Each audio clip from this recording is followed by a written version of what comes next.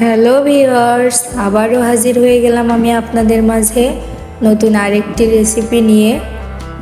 বিকালের নাস্তা, এটা বাসায় থাকা রুটি দিয়ে আর কিছু আলু দিয়ে কিন্তু এই মজাদার নাস্তাটা খুব সহজে বাসায় তৈরি করা যায়। এই নাস্তাটা অনেক ক্রিস্পি হয়, তাই এই নাস্তাটা আমরা চায়ের সাথেও খেতে পারি। তো চলুন দেখে নেওয়া যাক কীভাবে বাসায় আমরা এই নাস্তাটা তৈরি করতে পারি। আমি এখানে কিছু আলু সেদ্ধ করে নিয়েছি আগে থেকেই। যে আলুটা আমি খুব ভালোভাবে নরম করে সেদ্ধ করে নিয়েছি। আমি একটু ভেঙে দেখিয়ে দিচ্ছি আমার আলুটা কেমন সেদ্ধ হয়েছে। যে খুব ভালোভাবে সেদ্ধ করতে হবে যেন শক্ত না থাকে।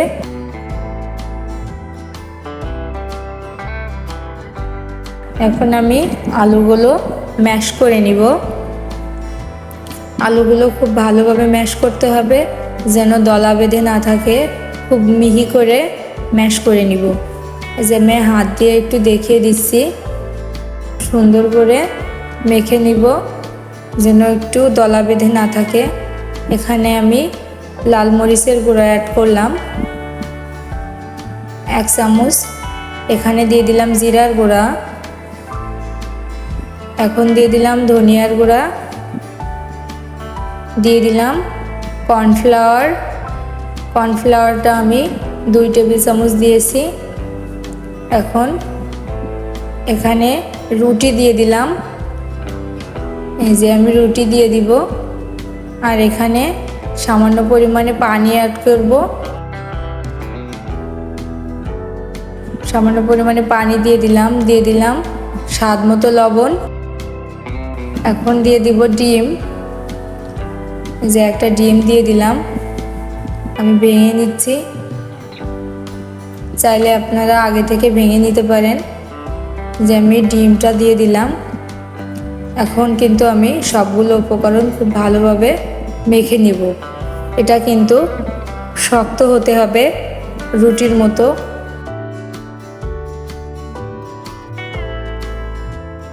যে আমি ডো তৈরি করে নিলাম। তো বন্ধুরা, আমার ভিডিওটি ভালো লাগলে প্লিজ আমার চ্যানেলটি সাবস্ক্রাইব করবেন। নতুন নতুন ভিডিও পেতে আমার চ্যানেলটি সাবস্ক্রাইব করে দিবেন। কমেন্ট করে অবশ্যই জানাতে পারেন আমার ভিডিওতে কোনো ভুল থাকলে। এভাবে আমি কিন্তু ডোটা শেপ দিয়ে নিচ্ছি। আপনারা আপনাদের পছন্দ মতো শেপ দিয়ে নেবেন। আমি গোল করে এখানে শেপ দিয়ে নিলাম, তারপর 4 কোণা করে দিচ্ছি। এখানে আপনারা ডোটা আপনাদের পছন্দ মতো শেপ দিয়ে নেবেন।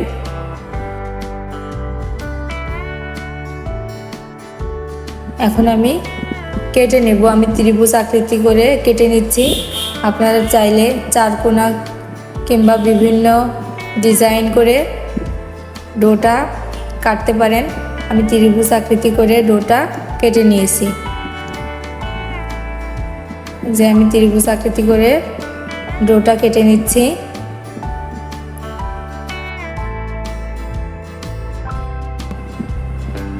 আপনাদের পছন্দের কোনো ভিডিও থাকলে অবশ্যই কমেন্টে জানাতে পারেন। আপনাদের জন্য আমি সেটা তৈরি করে দেখাতে পারি। যে আমি ত্রিভুজ আকৃতি করে সবগুলো ডো কেটে নিয়েছি। এখন হাঁড়িতে পরিমাণ মতো তেল দিয়ে আমি সমস্ত উপকরণগুলো ভেজে নিব। তেলটা গরম হয়ে গেলে আমি সবগুলো দিয়ে দিলাম, দিয়ে ব্রাউন কালার করে ভেজে নিব। এটা খেতে কিন্তু খুবই মজাদার হয়। আপনারা কিন্তু বাচ্চাদের টিফিনে এটা দিতে পারেন। যেহেতু বাসায় তৈরি করা, এটা খুব হেলদি, শরীরের জন্য খুবই ভালো একটি নাস্তা। দোকান থেকে কেনার চেয়ে আপনারা বাসায় তৈরি করে এটা আপনাদের বাচ্চাদের টিফিনে দিতে পারেন, কিংবা আপনারা বিকালে চায়ের সাথে খেতে পারেন।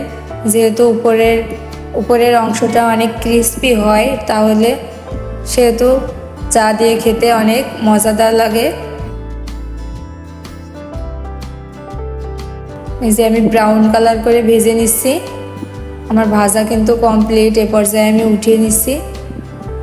দেখুন দেখতে কতটা ক্রিস্পি হয়েছে আর খুবই লোভনীয় লাগছে। আসলে কিন্তু খেতে অনেক মজা ছিল। আমি টিস্যুর উপর রেখে দেব সবগুলো। টিস্যুর উপর রাখার কারণ হচ্ছে তেলটা টিস্যুতে টেনে নিবে।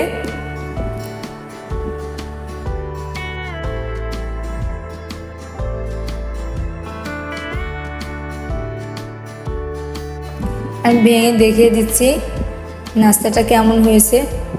খুবই ক্রিস্পি হয়েছে, খেতে কিন্তু খুবই মজা ছিল। আপনারা কিন্তু এটা বাসায় ট্রাই করতে পারেন। এই নাস্তাটা কার কার পছন্দ অবশ্যই কমেন্টে জানাতে পারেন। আমার কিন্তু এই নাস্তাটা খুবই ভালো লাগে। তো দেখা হবে পরবর্তী ভিডিওতে। আজ এ পর্যন্তই। আল্লাহ হাফেজ।